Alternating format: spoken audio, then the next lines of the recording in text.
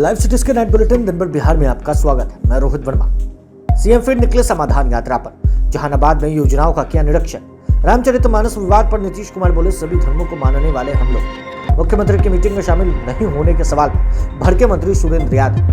बिहार में 27 फरवरी से महागठबंधन सरकार का शुरू हो सकता है बजट सत्र। बीजेपी राष्ट्रीय कार्यकारिणी की बैठक समाप्त, जेपी नड्डा को मिली अहम जिम्मेवारी। बिहार बोर्ड ने 12वीं का एडमिट कार्ड वेबसाइट पर किया अपलोड। 1 फरवरी से परीक्षा। गंगा विलास क्रूज का पटना में भव्य स्वागत। सैलानियों ने तख्त श्री हरमंदिर साहिब पर टेका मत्था। पटना में बीटा बाइक सवार बदमाशों ने की फायर। इलाके में मची अफरा तफरी। मैक्सिमम जिलों में धूप निकलने से लोगों को कनकनी से मिली निजात। अब खबरें विस्तार से। सीएम फिर निकले समाधान यात्रा पर, जहानाबाद में योजनाओं का किया निरीक्षण। मुख्यमंत्री नीतीश कुमार आज फिर से समाधान यात्रा पर निकले। समाधान यात्रा के दूसरे चरण में आज वो जहानाबाद पहुंचे। इस बार भी मुख्यमंत्री के साथ वित्त व संसदीय कार्य मंत्री विजय कुमार चौधरी के अलावा जल संसाधन मंत्री संजय झा भी मौजूद रहे। जहानाबाद में इस दौरान मुख्यमंत्री ने अधिकारियों के साथ ही स्थानीय लोगों से मुलाकात की है। उन्होंने एक हर चीज को देखा, जानकारी दी। लोगों को क्या परेशानी हो रही है मुख्यमंत्री से भी जानना। इस दौरान मुख्यमंत्री अरवल भी पहुंचे। दूसरी ओर मीडिया ने गंगा नदी में गाद होने का मुद्दा उठाया तो मुख्यमंत्री नीतीश कुमार ने कहा कि हम तो गाद हटाने को लेकर शुरू से कह रहे हैं। वर्ष 2017 में इसको लेकर हम लोगों ने पटना और दिल्ली में बैठक की थी। केवल बात करने से नहीं होगा, इसके लिए जागरूक होना पड़ेगा। गाद हट जाएगा तो इससे सब जगह पानी निर्बाध रूप से मिलेगा। उन्होंने ये भी कहा कि हमारी यात्रा का उद्देश्य है कि सरकार के द्वारा जो काम कराए गए उसमें कितनी प्रगति हुई और कितना काम बाकी है उसे देखना है और उसका समाधान करना है।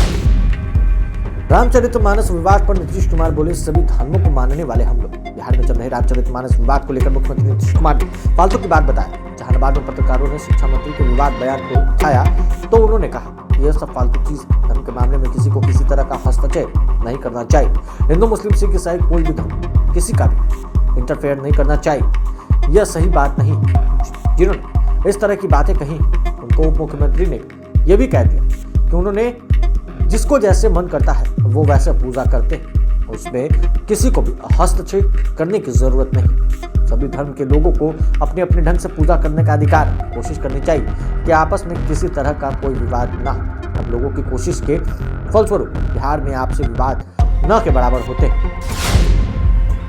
मुख्यमंत्री की मीटिंग में शामिल नहीं होने के सवाल पर भड़के मंत्री सुरेंद्र यादव। मुख्यमंत्री नीतीश कुमार की मीटिंग में शामिल नहीं होने के लेकर मंत्री सुरेंद्र यादव मीडिया पर ही भड़क गए। उन्होंने उन्हें ही उल्टा सवाल करने लगे। दरअसल आज मंत्री सुरेंद्र यादव से मीडिया ने पूछ दिया क्या आप नीतीश कुमार की बैठक में शामिल नहीं होते? क्या आरजेडी के मंत्री बैठक से दूरी बना रहे हैं? इसी पर मंत्री सुरेंद्र यादव ने तो पहली सफाई कहा कि वो तो आजकल जनता दरबार कार्यक्रम में शामिल हुए थे, उनका वीडियो क्लिप भी। इसके बाद आप लोग इस तरह के सवाल उठा रहे हैं। लेकिन कुछ पत्रकारों के फिर से यही सवाल किए जाने पर वो गर्मा गए। मंत्री उल्टे पत्रकारों से ही सवाल करने लगे, क्या आप लोगों ने नहीं देखा कि हम क्या बैठक से निकाल दिया गया था? हालांकि उन्होंने फिर कहा कि अधिकारियों की हर बैठक में मंत्री का रहना जरूरी नहीं। बिहार में 27 फरवरी से महागठबंधन सरकार का शुरू हो सकता है बजट सत्र। बिहार में महागठबंधन सरकार का बजट सत्र 27 फरवरी से शुरू हो सकता है। हालांकि इस पर अभी आधिकारिक रूप से मुहर नहीं लगी है, लेकिन सूत्रों के हवाले से जो खबर छन कर आ रही है उसके अनुसार महागठबंधन सरकार का पहला बजट सत्र 27 फरवरी से शुरू हो सकता है। सूत्रों का यह भी कहना है कि बजट सत्र 5 अप्रैल तक चलेगा। कहा तो यह भी जा रहा है कि इस दौरान 21 बैठकें हो सकती हैं और सत्र के पहले दिन राज्यपाल प्रभाव के अनुसार दोनों सदनों को संबोधित करें। दूसरी ओर शीतकालीन सत्र की तरफ बजट सत्र का भी काफी हंगामेदार होने की संभावना है। हालांकि जब तक इसकी डेट पर कैबिनेट की मुहर नहीं लगेगी तब तक इस मामले में कहना जल्दबाजी होगी। बीजेपी राष्ट्रीय कार्यकारिणी की बैठक समाप्त, जेपी नड्डा को मिली अहम जिम्मेवारी। बीजेपी राष्ट्रीय कार्यकारिणी की 2 दिवसीय बैठक आज दिल्ली में समाप्त है। इनमें 2024 के लोकसभा चुनाव को लेकर की जा रही तैयारियों पर मंथन हुआ। साथ ही जेपी नड्डा को भी अहम जिम्मेवारी दी गई। जेपी नड्डा अब 2024 के लोकसभा चुनाव तक बीजेपी के राष्ट्रीय अध्यक्ष बने रहेंगे। पार्टी की तरफ से उनका कार्यकाल 1 साल और बढ़ा दिया गया।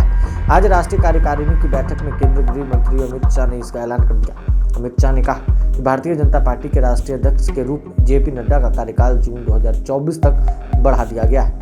उन्होंने इस बात पर जोर दिया कि पीएम मोदी के नेतृत्व में जेपी नड्डा के साथ 2024 के लोकसभा चुनाव बीजेपी और ज्यादा बेहतर प्रदर्शन करेगी। 2019 से ज्यादा सीटें 2024 में पार्टी जीतेगी। बिहार बोर्ड ने 12वीं का एडमिट कार्ड वेबसाइट पर किया अपलोड। 1 फरवरी से परीक्षा।